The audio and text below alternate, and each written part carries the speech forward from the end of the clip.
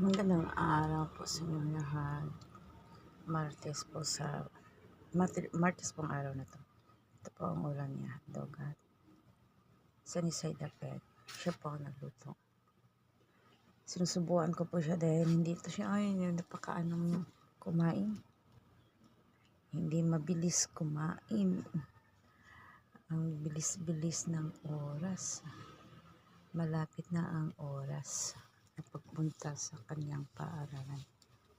May pusa kami dito, naghihintay, nabigyan siya ng food, ng pagkain, pero wala kaming maibili.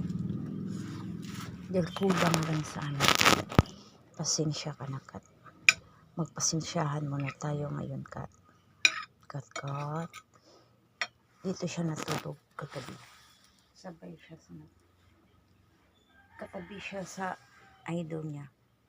Tapos dalawa po, hindi na nahiwala. Papikit-pikit pa, nakulangan pa sa kanyang pagtulog. With foam, nasa higaan namin siya. At ako naman nasa sahig. Dalawa, with foam. Ako naman, nasa sahig. Hindi ko na lang sila ginugulo.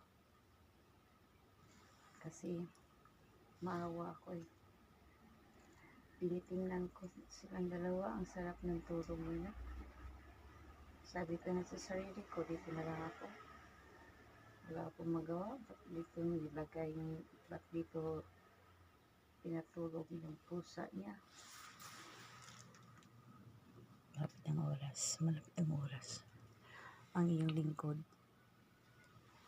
bisi-bisiyan naman sa paghatid.